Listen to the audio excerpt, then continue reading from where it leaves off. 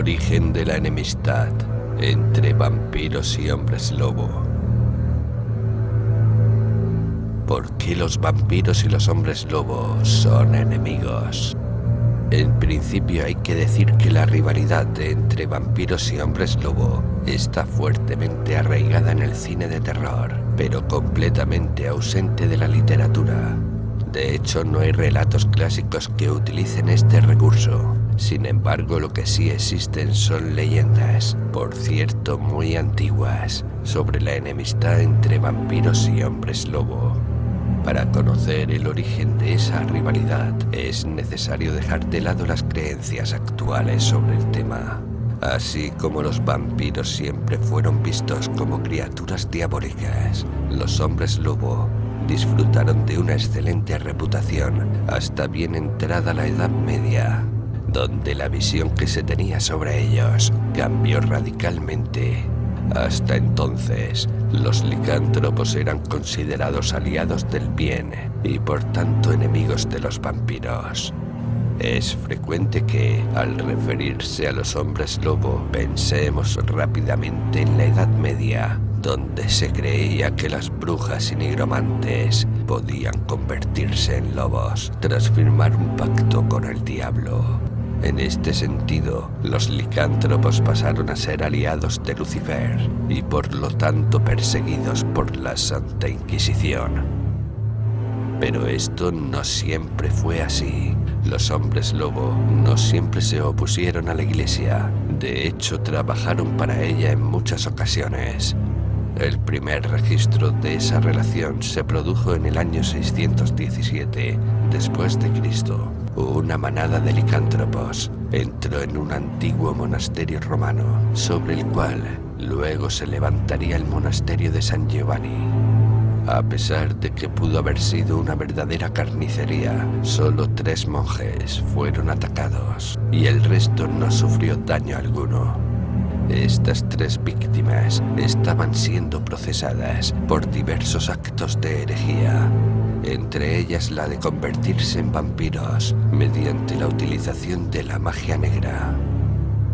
Desde entonces los hombres lobo fueron conocidos como los sabuesos de Dios y realmente actuaron en consecuencia, persiguiendo y cazando vampiros por toda Europa.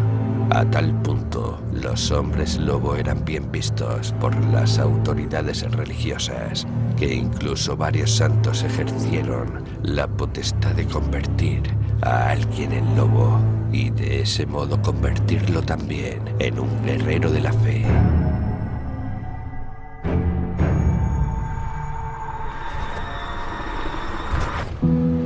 Por ahí anda la historia de San Patricio, que convirtió a Vereticus, rey de Gales, en un lobo y en un manso seguidor de los principios religiosos.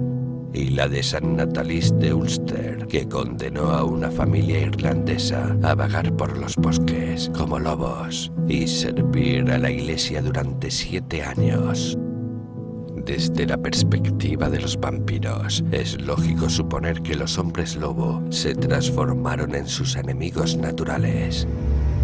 No deja de ser curioso que, durante la Edad Media, donde los vampiros y los hombres lobo eran perseguidos por igual, la enemistad entre ambas razas continuase vigente.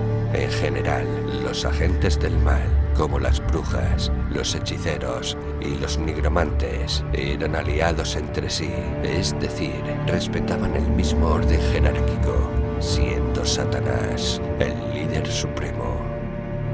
Pero esto no ocurre con los vampiros y los hombres lobo. En la Edad Media, las leyendas generalmente los consideran enemigos acérrimos.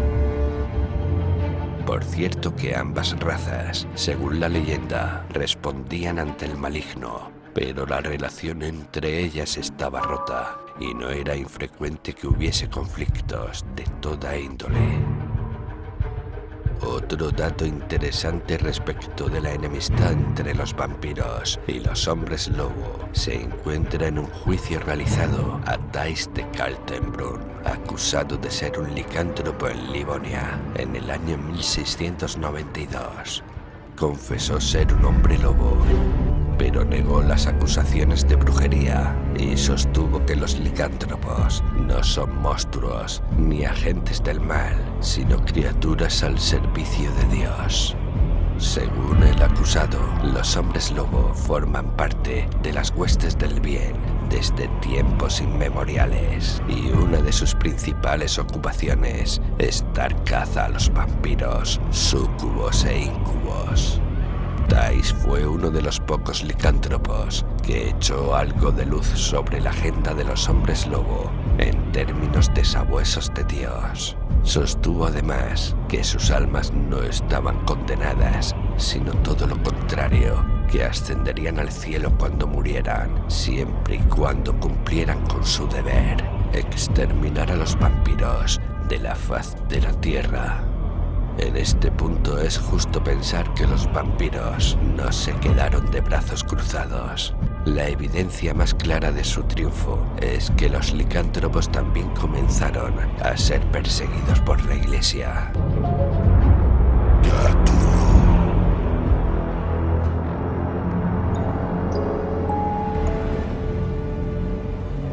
A pesar de que todas las crónicas anteriores a la Edad Media sostienen que los hombres lobo trabajaron incansablemente para defender a las almas humanas, entre los juramentos que ataban a los hombres lobo a la Iglesia se encontraba la obligación de responder ante cualquier convocatoria, oficial o no, para dar caza a los vampiros. También estaban obligados por juramento a descender a las profundidades del infierno para luchar contra los demonios, en caso de ser necesario, impidiéndoles escapar a este mundo.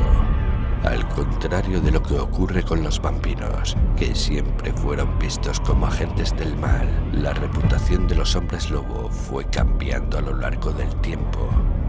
Al principio fueron protectores y guardianes del bien, pero luego cayeron en desgracia, quizás debido a las sutiles artes políticas de sus adversarios. Lo único que se mantuvo inalterable fue la enemistad entre vampiros y hombres lobo, independientemente del bando al cual represente.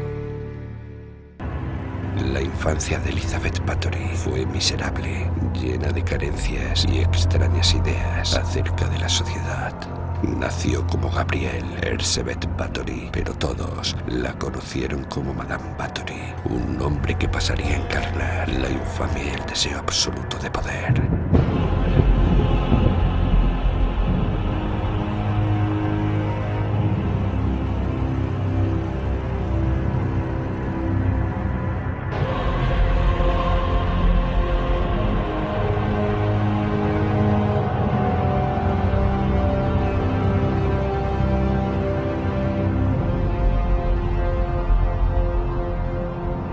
La condesa es una de las figuras tenebrosas más enigmáticas de aquel periodo.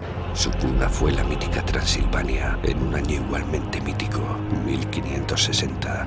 Su familia era una de las más poderosas de la región. Entre sus parientes había un cardenal, un duque y hasta el príncipe de Transilvania. Su primo, el conde Turzo, fue primer ministro de Hungría y hasta el rey Esteban de Polonia se contaba entre sus parientes sanguíneos.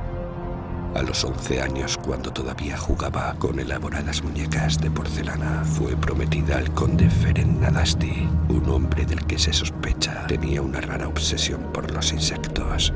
Elizabeth Bathory fue enviada a pasar una temporada con su nueva familia. Algunos expertos coinciden en que fue allí donde comenzó a manifestar los primeros síntomas de una personalidad sádica.